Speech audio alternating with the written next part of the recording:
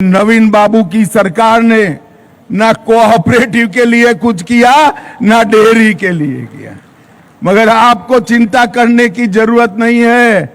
अब आपने उड़िया बोलने वाले मुख्यमंत्री को चुन लिया है जो आपकी बात को समझता है।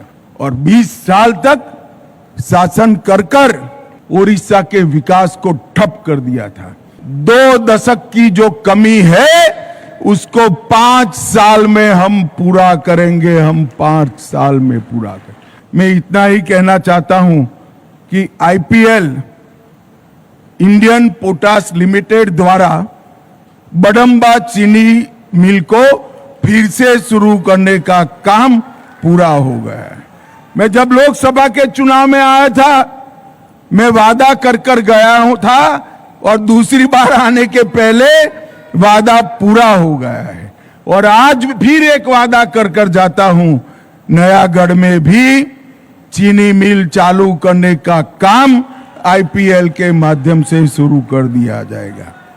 हमने मुख्यमंत्री जी को कहा है कि बंद पड़ी हुई जितनी भी चीनी मिलें आप देना चाहते हैं वो भारत सरकार के सहकारिता मंत्रालय के सहयोग से आईपीएल चालू करने के लिए तैयार है।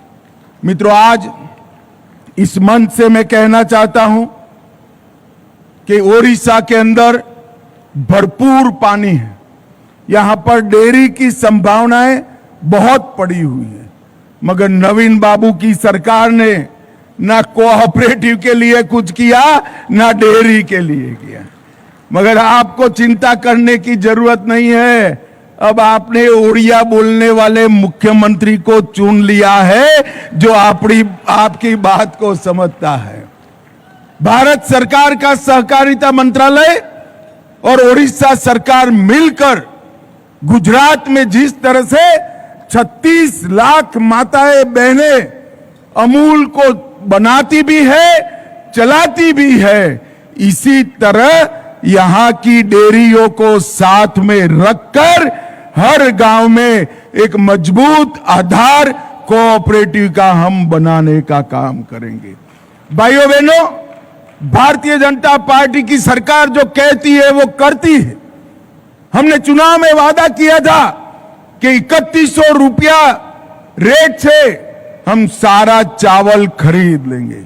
मैं तो बधाई देना चाहता हूं मुख्यमंत्री जी और उनकी सरकार को कि बहुत कम समय में ये वादा पूरा कर सभी का भुगतान करने का काम भी समाप्त हो चुका है। हमने वादा किया था सुभद्रा योजना का और आज मैं गर्व से कह रहा हूं हमने 1 करोड़ माताओं बहनों को सुभद्रा योजना का फायदा पहुंचाने का काम किया है। और आज मैं कह कर जाता हूं हम डेयरियों के गठन के लिए एक विशेष अभियान चलाएंगे जिसके माध्यम से ये ओडिशा की ग्रामीण जनता और विशेषकर माताएं बहनों को समृद्ध करने का हम काम करेंगे। मित्रों, देश की राजनीति कांग्रेस पार्टी के माध्यम से नकारात्मक दिशा में ले जाने का प्रयास कर रहे हैं। हर चीज में नकारात्मक। अभी यहां पर एआई समिट हुई, 80 से ज्यादा देशों के प्रतिनिधि आए, 20 देशों के राष्ट्राध्यक्ष आए। पूरी दुनिया एआई के क्षेत्र में भारत की प्रगति का बखान कर रही थी। और उसी मंच पर पहुंचकर कांग्रेसियों ने कपड़ा उतारकर भारत को बदनाम करने का कुत्सित प्रयास किया है। मैं इस प्रयास की घोर निंदा करता हूं।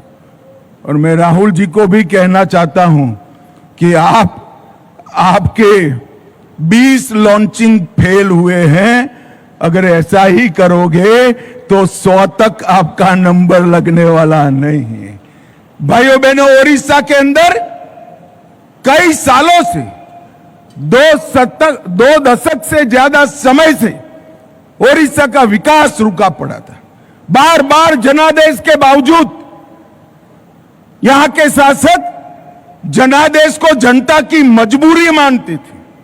मैं आज उनको बताना चाहता हूं, जनादेश जनता के लिए मजबूरी नहीं होता है, वो जनता का आशीर्वाद होता है, आशीर्वाद होता है। लोकतंत्र के अंदर जिनको सत्ता प्राप्त होती है उनका दायित्व है कि जनता की अपेक्षा पर खरे उतरे, उनके सुख दुख में उनके साथ खड़े रहें और उनकी समृद्धि के लिए, शांत माहौल के लिए और राज्य के विकास के लिए प्रयत्न करें। और 20 साल तक शासन कर कर ओडिशा के विकास को ठप कर दिया था। मैं ओडिशा की जनता का इस मंच पर से हृदय पूर्वक धन्यवाद करना चाहता हूं, हृदय पूर्वक। 21 में से 20 लोकसभा सीटें आपने मोदी जी की झोली में डाल दी और फिर से एक बार, तीसरी बार मोदी सरकार बनाई और यहां पर भी पूर्ण बहुमत की भारतीय जनता पार्टी की सरकार बनाई।